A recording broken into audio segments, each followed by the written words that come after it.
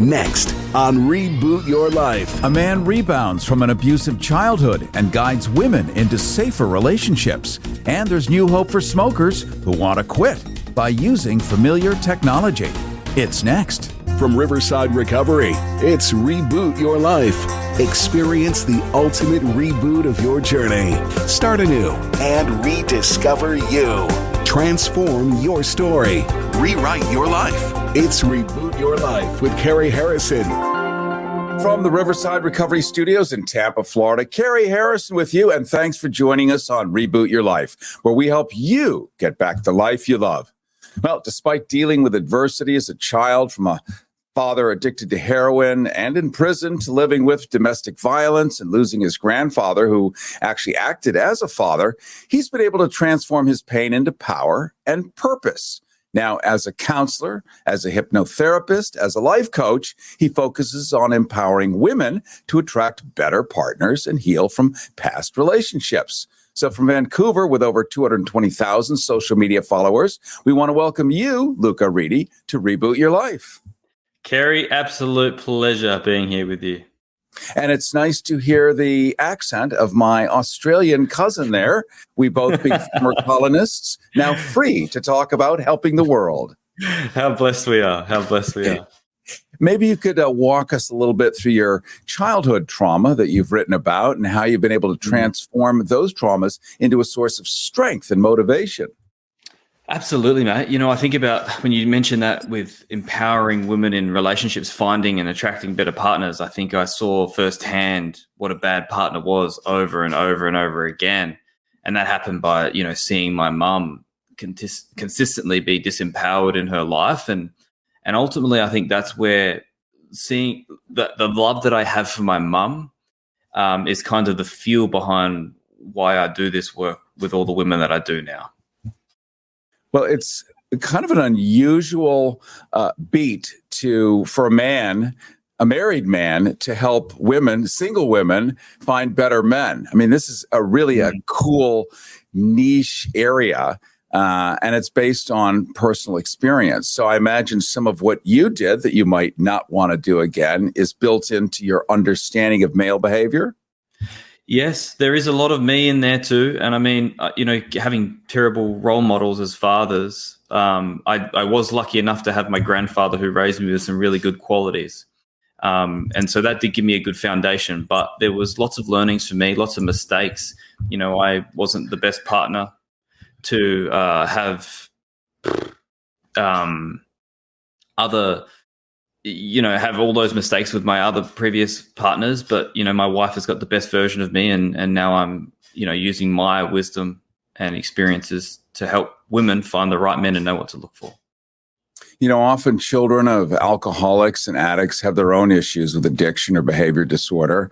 I speak for myself. My father was a world-class alcoholic, died of acute alcoholism right in front of my eyes.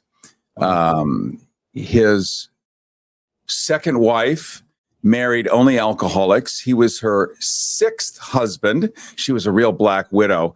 And all of that kind of creates an endless deranged pattern until it gets broken, until it gets interrupted, until it gets blocked and impeded, which is what you do. Addiction and behavior disorder, something that I've had to deal with and improved over the years through recovery and such. Is that something that you deal with as well? Yeah, I mean, in my own journey, I've done nearly every drug under the sun. I've partied, I've drunk, I went from a real boy to becoming a man. And it's through those moments where, they say when you hit rock bottom, you can't go any further. You have to look up and you have to find a way out. And lucky enough, I was presented enough situations in my life where I was given a choice, and that choice was to find a better path.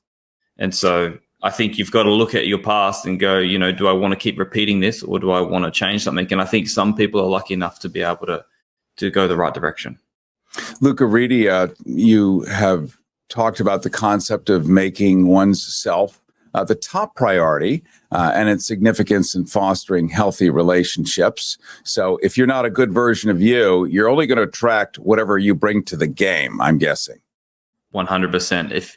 if you are putting out there in the world that you aren't treated as a priority, that you don't matter, everyone else comes first, you'll only end up ultimately attracting someone who treats you the exact same. Life is like a mirror. And so if we really want to start somewhere today, anyone listening, any woman listening today, is like, how many times do we attract projects because we think that we love to fix, or we're the savior, or someone else is always the higher priority? And so ultimately you just end up attracting the same person that you are deep down. Why do you suppose women, well, and men too, fall into the same trap of just picking kind of the wrong person repeatedly? It's almost like a pattern. Like maybe they physically look a certain way that's physically attractive, but the content side, it's kind of corrupted. Why repeat the same error over and over again and sort of not know how they keep falling into the same bucket? Big one, Cary. Ultimately, it all starts somewhere. And for a lot of us, that starts in our childhood. Like we've been taught something or told something over and over again, or we've had an experience that's made us believe a certain thing. And ultimately that belief comes back down into, how we relate to other people. And so if we don't believe we're good enough, or we don't believe that we're chosen, or we don't believe that we're pretty and beautiful, good looking enough, we ultimately end up attracting that. And so everything comes back to our perception, and our perception starts somewhere. Other times it's not your father or your mother and how your grandfather and your uncle treated you. It's actually how your first relationship was, or it was the heartbreak that you had when you were 16, 17, where you were cheated on by someone that you thought you were going to spend the rest of your life with at such a young age, right? And so if anyone sees the same pattern happening over and over again, this is a big part of the work that I do, and it's really liberating when you can see it. You find it and you go, okay, well, where did I first experience this? And you end up finding that it comes from your dad, or it comes from your mom, or it does come from that first person who was treating you in a certain way. They say that you date your parents over and over again until you wake up and realize, oh my God, that's my mother and that's my father. and understandably, as the brain ripens from baby up to age 9 or so, it gets imprinted with familiar people, which your parents are going to be the ones you see the most, your schoolmates, certain teachers that you might find attractive. And then later in life, we often find attractive people that we were familiar with and raised with. And so, yeah, it's a tough template, I think, that you have to smash. I think people are probably very receptive to it once they get, it's not me. It's just I'm programmed like a laptop with software that says, do this. Absolutely. And that's why it's really good to get to know yourself. Like, who am I beneath my experiences? Because the experiences are just something that I was participating in, but it's not who I am. And for the most part, we just unconsciously sort of on autopilot going, this is what I like, this is what I do, because it has been taught to us or it has been shown to us, and we just keep repeating it and repeating it. But instead, like, what happens if you just look in the mirror and say, do I actually really love this?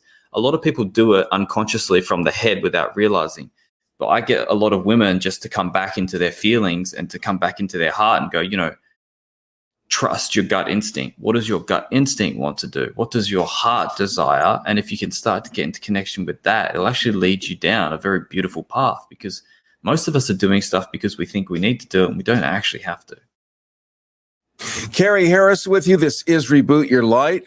From a father addicted to heroin and in prison to domestic violence and beyond, Luka Reed's been able to transform his pain into power and purpose as a counselor, as a hypnotherapist, and a life coach, focusing on empowering women to attract better partners, focusing on women to be able to attract better partners. It's interesting. You knock out one word and it means something entirely different.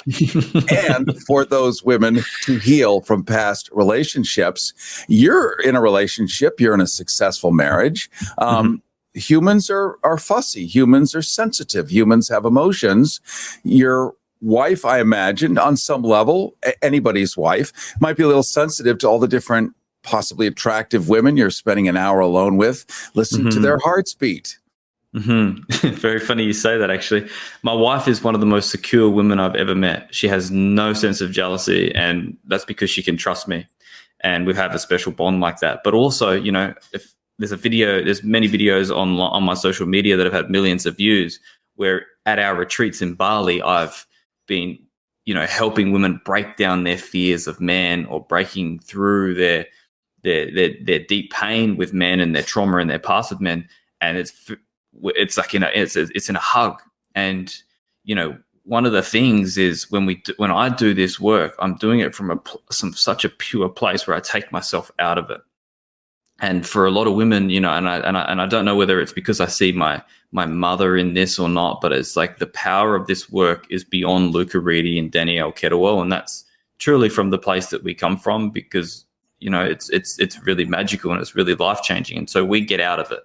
But also, Danielle and I have a very special relationship where we communicate so openly. It's the first time that we've ever really had it, and I think to see a successful marriage takes a lot of work. In the trenches, talking about our insecurities, talking about our problems. And I'm very lucky that my wife is so open, and we both have a very special relationship like that. Well, it's also a tonic that you're helping women. Generally, everything is sort of geared to empowering men because it's a patriarchy. Call it what it is.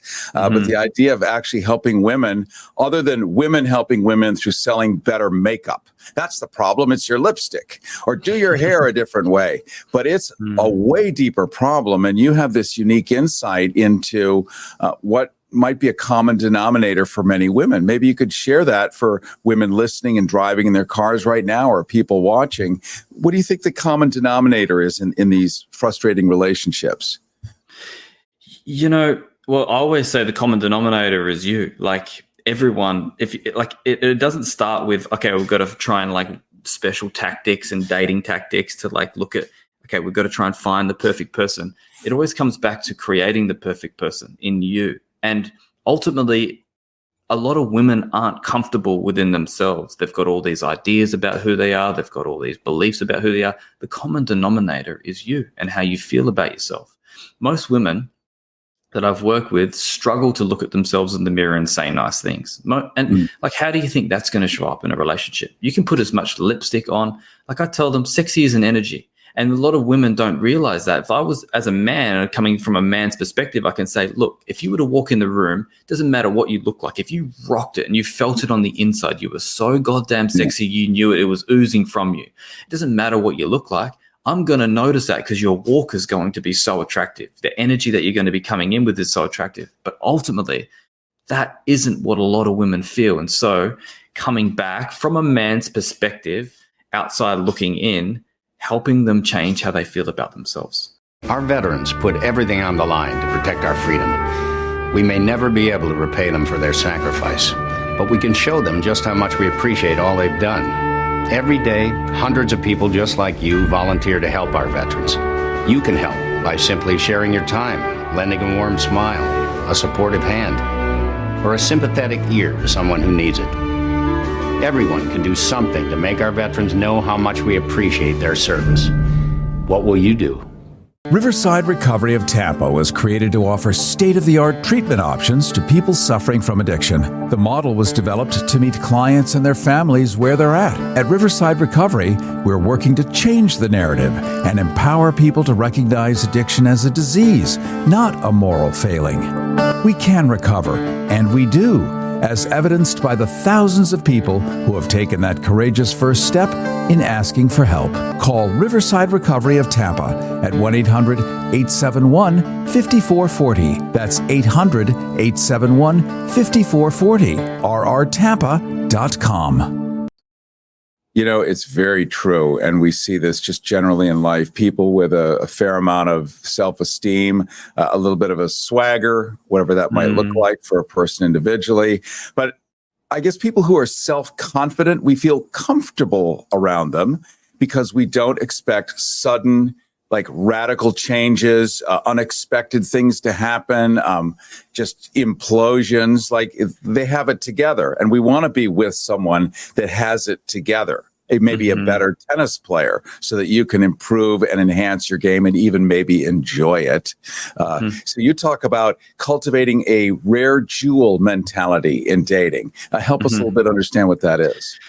Yeah, you think about the diamond at Tiffany's, Cary. The diamond at Tiffany's is not made for everyone in mind. That means its availability, you don't see it on everyone's hand as they're walking by, right? But that diamond doesn't get upset when someone comes in and says, I can't afford it. That diamond doesn't get upset when someone doesn't choose it. The diamond is always made with someone in mind. Its availability is limited, but it knows its worth. And a lot of women going into dating make themselves so available that they drive their stock price all the way down, don't they? And so the rare jewel mentality is it's going back to living your life like you're that diamond at Tiffany's, going back into reclaiming your worth and going, you know what? I know I'm good enough. I'm made with someone in mind. Not everyone is going to choose me. And so it redefines how you process rejection. When someone comes up and says, oh, you know, maybe this, or ghosts you and they don't respond to you, it just redefines your power in a situation when it comes to dating. It's like, you know what? If I make myself less available, I'm going to be pursued more. Isn't that, how many women listening to this want to be pursued? Nearly every woman I talk to say, I just want to be chosen. I just want to be pursued. So it's all about becoming, when you come to the rare jewel, it's all about taking your availability and reducing it. And that means going and living your life first. Well, it's true. Men are hunters. We love it. We'll hunt, we'll kill the gazelle, then maybe we don't even want to eat it. It was just the hunt and the kill. But I wonder, I mean, you know, women may not operate the same way. And while we're talking about authenticity, while we're talking about transparency and being your authentic, real self, it also kind of puts it back into a game level where I'm not available. I am, but I'm not really available, and you have to hunt a little more. So there's this weird overlap of authenticity, but a little bit of gamesmanship. And I guess it's unavoidable because at the end of the day, you're fishing. Mm-hmm. Well, you know what? Like, life is a game. And I think there isn't this, when we play this game, we're not playing with mind, with like, we're trying to manipulate people. We're actually playing the game to rebuild our energy. And I think that's the number one intention. When we say, okay, we've got to reduce our availability, it's actually to rebuild our worth, not to play mind games. And I think that's a very different intention and a very different purpose behind it. Because a lot of women just drop everything for someone. And so if we've got to play the game, yes, it's true. We're actually just wild beasts within us. And so we've also got to understand that we've got primal instincts, and we've got to, you know, I think even so everything, marketing, for instance, it's mind trickery. I think the whole world is a game, and then we've got to learn to play it for sure. We have Luka Reedy, also a fair measure of men. I mean, a lot more than we even sort of imagine, that are desperate and dateless. As many women might imagine themselves to be sometimes. And we don't often talk about that because maybe it's too embarrassing, or maybe it's just shameful to be a man that can't get a date because you're a man. I mean, come on, just go do it. But it doesn't work that way, because at the end of the day, the same sort of techniques and vulnerabilities and cool, attractive standards that we're looking for women to further develop, also men have to have those too. Are the same advice patterns that you would offer women, things that you would offer men? Or does that give them too much power and they need to dial that back? It's a heck of a question, I think. It is a heck of a question. It's a deep one. There's this premise of, I've got a program called Boys to Man. It's helping women go from dating boys to finding a good man. And the reason I talk about this is because there's a boy mentality and there's a man mentality. And a lot of women that have issues with like narcissistic men, insecure men, they're all boys. The process with men is still the same in many ways. We're still working on their deep insecurities that make them a severe narcissist, right? We're working on their ego that makes them like a manipulator. So we're trying to just heal all the shit that's built up, sorry for cursing, all the stuff there built up from our past, and that's created this persona. And a lot of men out there, grown men, are acting like boys. And that's where this trouble comes with a lot of the women. And so if we go and do the work, and there are a lot of people doing this work, I don't specifically do it because it just, there's so many other good people doing it. And is for a lot of the men, go and heal your shit. Go and look in the mirror and go and be a better man. And there are still a lot of good men out there, but there are a lot of boys out there that are struggling. I appreciate the depth of this conversation, and really is a topic not that often discussed. Let's break down a little bit what narcissism is. The word is thrown around all over the place. Most people probably really don't know what it is, but it's easy to call someone a narcissist. Maybe help us kind of understand in your world what is a narcissist. Yeah, when I look at a narcissist, I see a deeply wounded ego. And that wounded ego means it needs a deeply wounded ego just looking for love. It's looking for attention. And if we think about how the three things we need most as humans is to be heard, to be seen, to be loved. They need all three of them times 100. And so in their life, when I look at a severe narcissist, everything is very self-centered. It's all about them. And they will find someone who has been somewhat weak enough, and they'll take all of their energy, so that energy is now given to them, and then they'll do enough to make them keep coming back. So when I look at a narcissist, and I've grown up with many, all I'm looking at is a really deeply wounded boy. And a boy who's gone through some sort of trauma and just needs attention. And to really heal a narcissist, like if you really want to slowly change a narcissist, one of the biggest things to do, and this is not for a person who's in a relationship with a narcissist, for other people dealing from them outside looking, is let them be right. All they're craving is to be right, to be seen, to be heard, to be loved. It makes no difference if you say they're wrong, and you just say, yeah, no worries.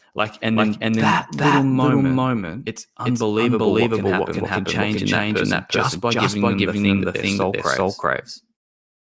Wow. It's true. I mean, that's why narcissists love to surround themselves with yes men. Why? In general, that's a great idea. Let's do that right now. Well, it's going to cost this much money as no object, sir. I'm going to have you promoted.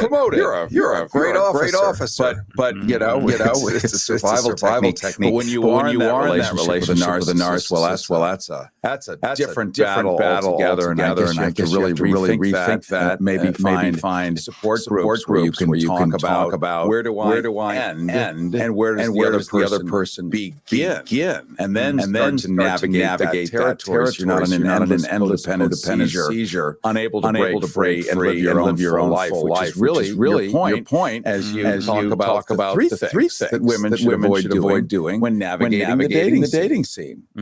Three things. The biggest thing is living your life. So many people when they get so many women when they find someone slightly interested, Cary, they go, maybe this could be the one.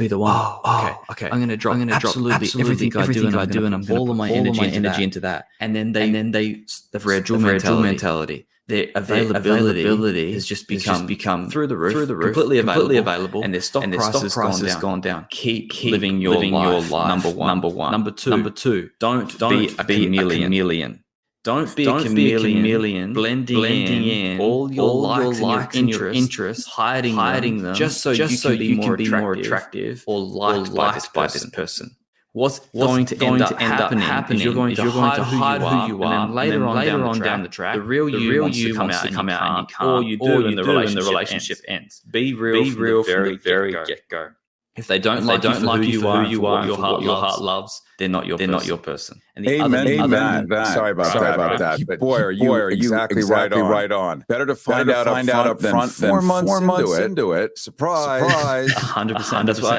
And unfortunately, I keep seeing this with women. So the other thing which kind of like stems off this, don't rush. Like if someone is super keen on you, they're going to give you their best side no matter what, because they don't want you to see their other side. Because that might mean they're going to lose you. So take your time, take it slow, and get to know the 100% of the person before you say, okay, I'm in. If you rush into something, you're going to see 10% of who they are. It's always going to be their great side, and that's why we call it the honeymoon period, because they're giving you the best side. So just take it easy. I tell my clients, and I was talking to one of my clients yesterday about this. Like, give yourself 6 more months. Keep living your life. Don't make yourself so available, and get to know them. And yes, you might like them now. You only like them because you know 10% of them. let's see this out, and let's see how you feel in 6 months. The great philosopher Maya Angelou said, when somebody tells you who they are, believe them. And so many of us like to bleach a red flag white or pink. A red flag the size of here in the U.S. We have car dealerships that have American flag, probably the size of. I've seen it. Flapping. You can hear them snapping 5 miles away. Red flags. It's just like splash bleach on it until it turns white, and it's going to go away. It's the problem. And that's another thing is don't bleach red flags white. If it's a red flag, believe it. Mm-hmm, mm-hmm. You know what? One of the biggest reasons people do that is because they're so desperate to be loved. They're so desperate for a relationship. And I see this in a lot of women who are in their late 30s, 40s. Maybe they've gotten out of a relationship and they're really desperate to be in a relationship. They really struggle to be alone. And so they're turning all these red flags and they're trying to bleach them, like you say, and then paint them green. Because they're going to avoid them, and they go, no, that's okay. And then they enable it, tolerate it, and then they end up having to persist for the next 5, 10, 15 years because they didn't have standards, they didn't hold themselves to what they truly believe, and they were acting from these deeper insecurities and these deeper fears and this need to be loved. Whereas if you can take control of that and really work on yourself before you go into those situations. And I do a lot of that work, and it's really magical. You actually are patient, not rushing. You really think through, because love shouldn't be rushed. Is something that can last for a lifetime if you do it correctly. Well, what a great way to end. And I do thank you, Luka Reedy, for really bringing all this before and making sense of dating.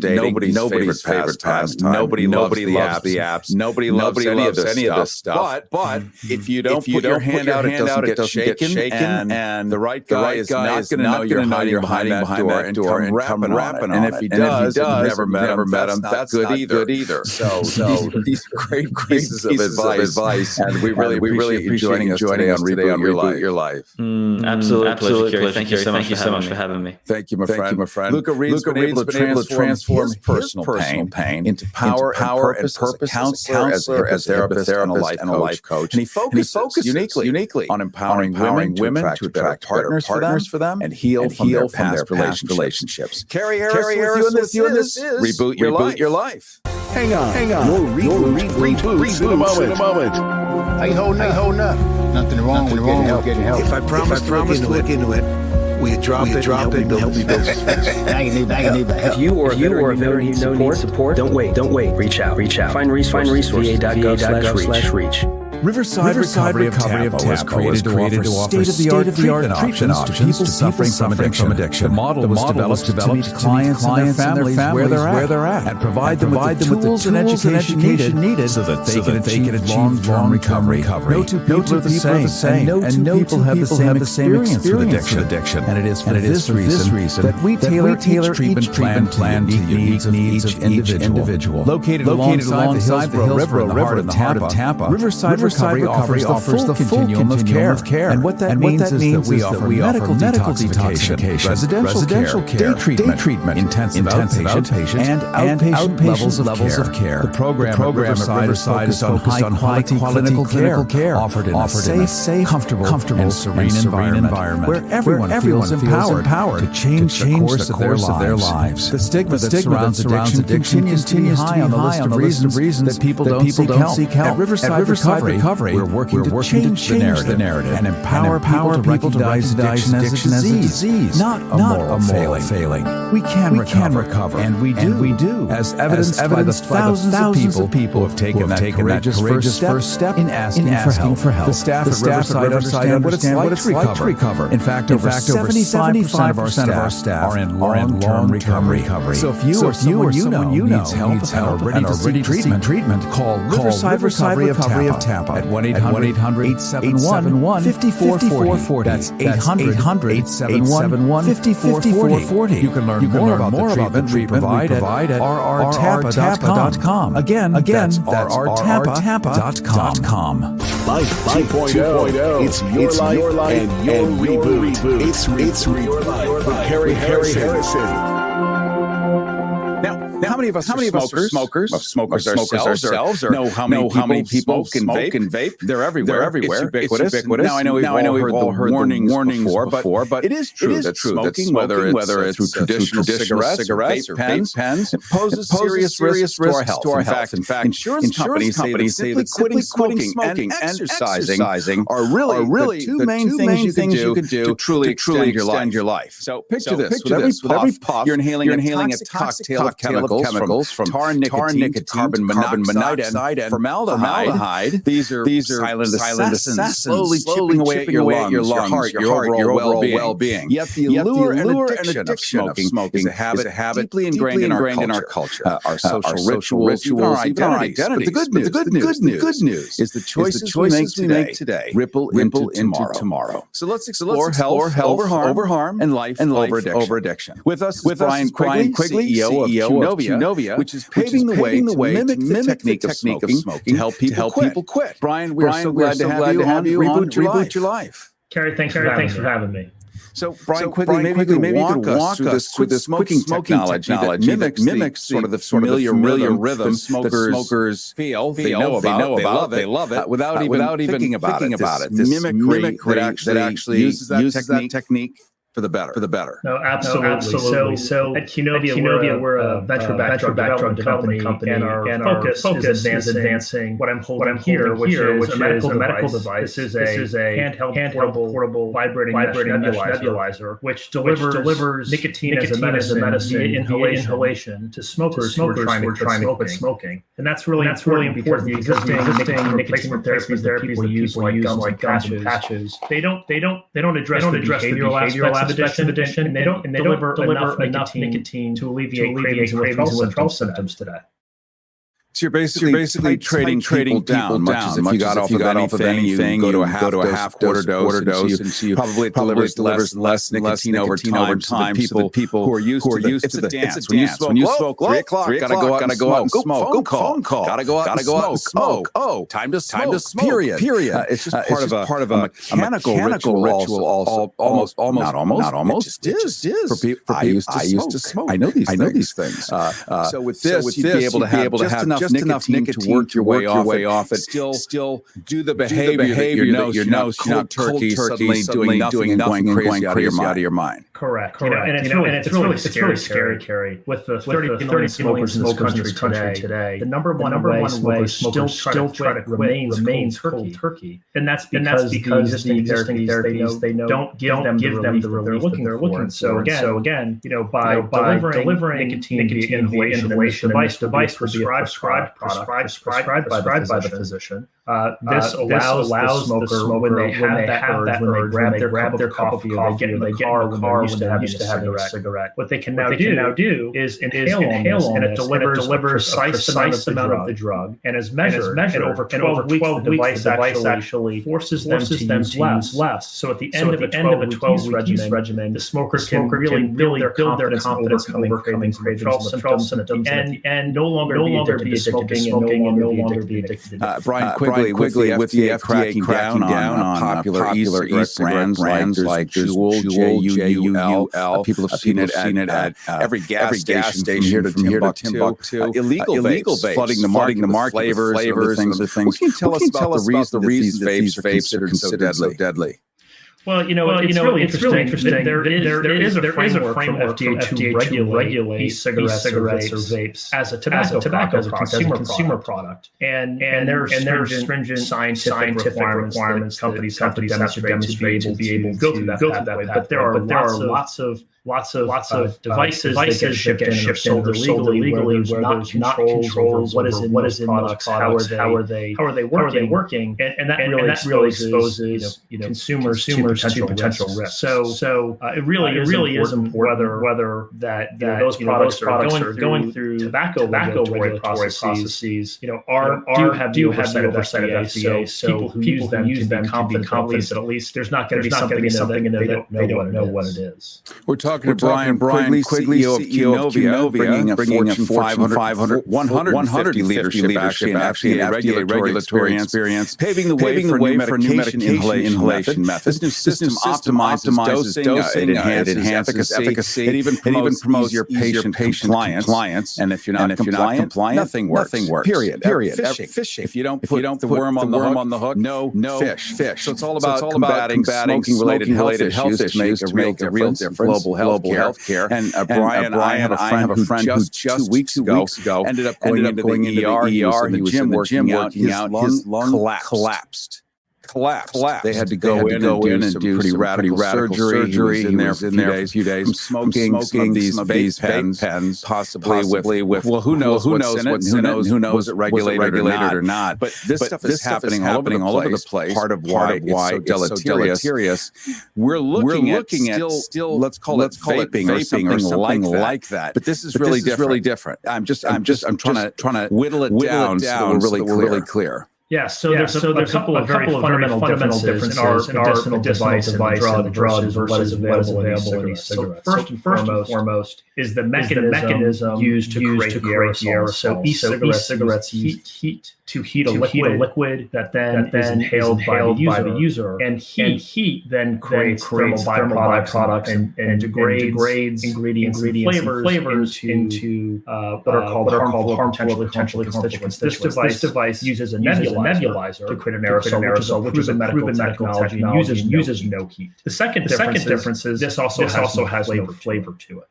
Because again, flavors are ingredients that can be unstable in certain conditions. So this product, unlike a cigarette, is designed to be safe as a drug, to be consistent, and also to be effective. So no heat and no flavors are the biggest differences. It's interesting. We talk about flavors, and it occurs to me that menthol cigarettes are supposed to go bye-bye sometime this year under the current presidential administration. They've been around forever. I think in the 50s that was the big deal, having a menthol cigarette. But I guess this is kind of the end of that story because it effectively does the same thing. Well, it is. Those chemicals you're talking about that are bad. Do we know anything more about that? There's a lot of discussion and a lot of concern with cigarettes. And I think one of the primary issues is, smoking still is the leading cause of death and disease. But a lot of people like me, my friends don't smoke. What we're seeing is smoking is becoming increasingly a health equity issue. The overwhelming majority of smokers of cigarettes are African-American. And so that is a population that is disproportionately being affected by the death caused by smoking. My personal view, one of the challenges that exist today with looking at taking those products off the market is there are millions of smokers who are addicted to cigarettes. And if those products go away, how are they going to be able to quit? It would be an unfortunate reality if those smokers were then turning to black products or gray market products. Now breaking the law to get the product they're addicted to. So if there were to be a menthol ban, I think there is an overwhelming need for medicines to help those smokers quit. Because I think really that is the goal. Right? The goal is how can regulation put a big dent in the death caused by combustible cigarette smoking. And also making available these nebulized pens to a population that may not universally be able to afford the therapies to help them quit. So there would have to be, I would think, a positive "we love human beings" effort to make sure that this stuff would be amply available. And I say that only because we know with other diseases where you have pens $30,000 jab. I mean, it just makes it impossible. to stay alive on this continent. So I'd like to think that advanced technology like AI and other things sort of level out the playing field and can help many people. Certainly, I'm in the business of helping many people. I think you are too. Which means there must be a personal story behind your mission. Something about this that made it really important to you. You could put your major corporate talents into action. What's your personal connection to this? Well, twofold. First and foremost, it starts with my dad. My dad, who we affectionately refer to as a lifelong quitter. For 50 years, he was smoking cigarettes and tried every medicine, every therapy to no longer be addicted to smoking. And he failed time and time again. And that was really frustrating. Interestingly, I also spent 16 years as a senior executive at Altria Group, where I worked on reduced harm products, including smokeless tobacco and also cigarettes. And there, what I learned was there are smokers who are looking for less harmful alternatives, which is why they turn to products like any cigarette that's been authorized by the FDA. But there are millions of smokers like my dad whose their end goal is they no longer want to have the burden of addiction on their shoulder, and they just no longer want to use any nicotine product. And given there hasn't been a new medicine approved in 20 years. And the fact that smokers today still try to quit cold turkey, there's just an overwhelming need for innovation in the space, and we think it's a great opportunity to save millions of lives. I remember when I quit smoking. Drink gallons of water. Go to four movies in a row. They don't let you smoke in the theater. True. So go to places where you're not allowed to smoke dark. Drink lots of water and just pay attention to something else. And I remember this was at the time that you have 3 or 4 days of tissue hunger. This is where you go mad. And then after that, it sort of abates, becomes a mental issue. But it was one of the hardest things I've ever done in my life. Climbing the Matterhorn would have been easier. I'm wondering if the tobacco industry can't love you for blocking billions of dollars in their smoking profits potentially. What are some of the obstacles you've encountered as you've looked to help people smoking? Well, I mean, the biggest obstacle challenge is generating overwhelming scientific evidence to demonstrate to FDA that a medicine like ours can be safe and effective. I think it is important that patients have the trust that what they're using will be effective. And that requires time, money, patience to generate that data. And that's the work that we're doing now. From an overwhelming patient perspective. And that's what really keeps us going, right? When you talk to smokers who want to quit, they feel left behind, right? They feel like no one cares about them. Even some physicians have given up telling them to try to quit smoking, and given up telling them to try again because they failed so many times. And in this country, in this day and age, that's just unacceptable. You go back to the 1600s. You go back to when this was a British colony. This was one of the biggest crops for the king, and it was called sotweed back then, like being beaten or drunk. Sotweed, and it was one of his big cash crops. So it's actually embedded into the early infrastructure of what country is. It is a tobacco-growing nation. So it makes sense that it's still part of our infrastructure. Part of our culture, part of our sex appeal, our movies in black and white in the 1930s, 40s, Fred Astaire and Ginger Rogers. You have to have a cigarette while you're dancing, while you're having champagne, while you're just being you. Even asleep. There's always a tray with a cigarette glowing. Just insanity. So, but it's different. Now we have medicine. We even see black and white or color films, even from the 70s. Marcus Welby, the doctor smoking a cigarette and looking at somebody's chest X-ray. Like wow. Today we'd go. Come on. But I guess they didn't know.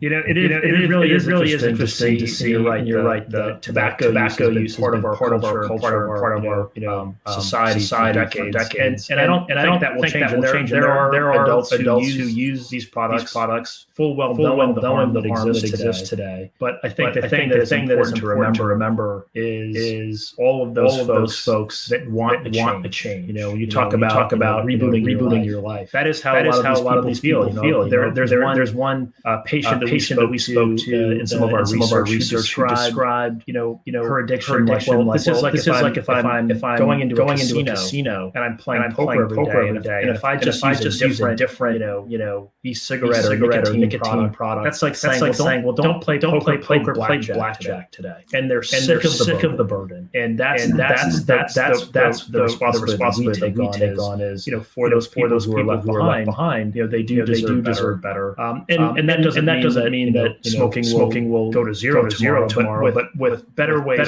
to quit, more effective ways to quit, we can make a big dent in the disease caused by the use of combustible cigarettes. I knew it was time for me to quit smoking. Not just because I was hacking up shards of glass. That's what it feels like. If you're a smoker, hacking up shards of glass or balls of barbed wire if it's a better day. And you just do that every day. You get used to it. It's horrible. Exactly as you're saying. And I was in Connecticut with my cousin. We were swimming in a pond, and in the middle of the pond is typical in a lot of places. Is a floating dock. Let's swim to the floating dock. Sure, it's not that far away. I almost didn't make it. Really, I'm a swimmer. I almost didn't make it. I ran out of air. I couldn't get enough, and I'm stuck in the middle of a pond. Now, saltwater here in Florida, fine. You can float. You can whatever fresh water. You just go clunk right to the bottom. And I knew I was toast, and I had to do something about the smoking. A lot of people get shocked into events.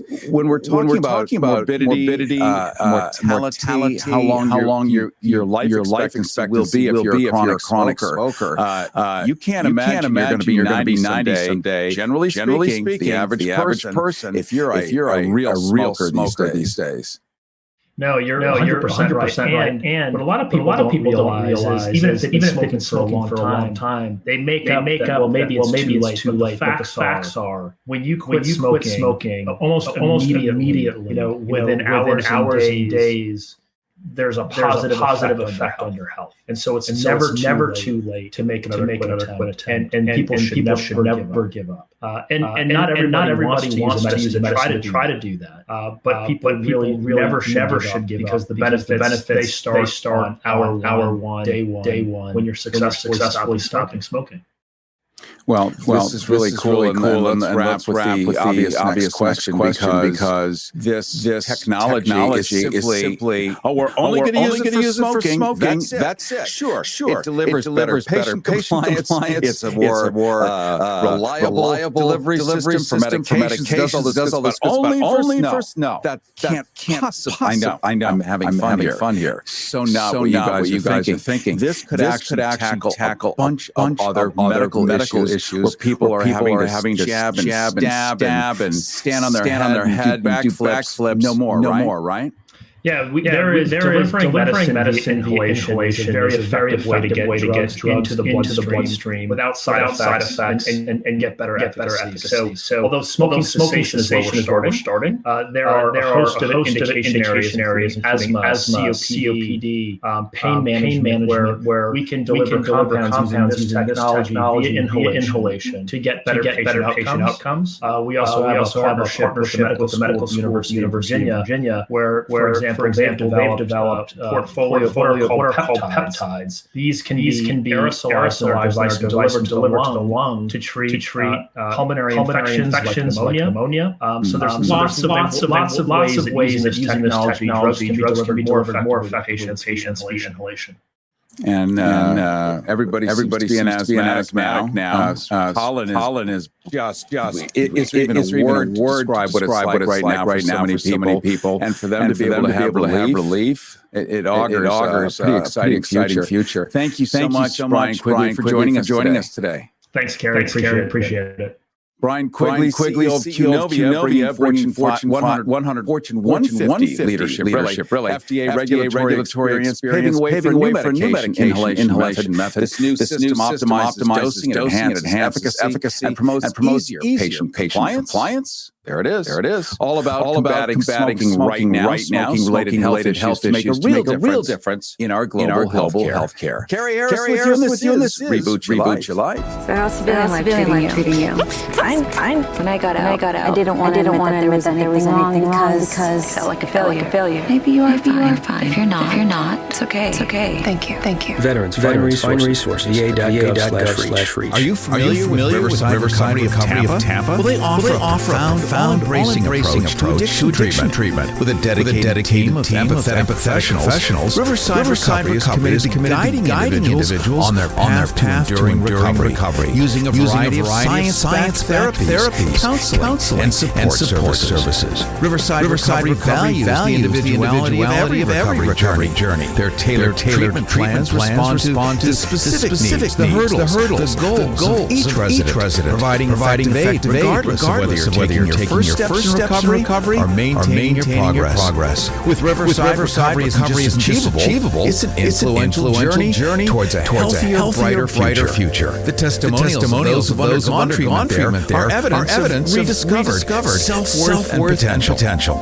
Located on the tranquil Hillsborough River of Tampa, Riverside serves as a peaceful haven, promoting self-discovery and healing. They acknowledge that recovery is about more than just overcoming difficulties. It's also about finding your innate strength and resilience. The Riverside Recovery's committed team are empathetic allies in your recovery journey. They comprehend that genuine healing involves the mind, the body, and the spirit, meticulously dealing with all facets of addiction. You can discover more at rtampa.com. That's rrtampa.com. Or reach out at 1-800-871-5440. That's 800-871-5440. 800-871-5440 or rrtampa.com. You can tweet us anytime on X at Reboot Your Life. Life 2.0. It's your life and your reboot. It's Your Life with Cary Harrison. Let's talk about post-traumatic stress disorder, or PTSD. When people think of PTSD, they think of military veterans, brave men and women who have served in our armed forces. But did you know that PTSD affects nearly 8 million other people per year? PTSD can occur after any kind of trauma. Accidents, personal injury, witnessing a disaster or violent crime, and victims of physical or sexual assault. PTSD can impact you and those you love. But PTSD is not a sign of weakness. There is good news. Evidence-based treatments are available. When you experience a traumatic event, physical and chemical changes happen in your brain. Evidence-based treatments such as cognitive processing therapy, prolonged exposure, and I'm desensitization and reprocessing, or EMDR, provide tools to help you deal with PTSD symptoms. SSRI and SNRI medications may also help. Be sure to speak with your medical care provider about which options are best for you. You don't have to feel isolated or alone. Help is available. If you are worried about harming yourself or someone else, call the Veterans Crisis Line or the Suicide Prevention Hotline for those who aren't military. For more information about PTSD, contact the National Center for PTSD at ptsd.va.gov.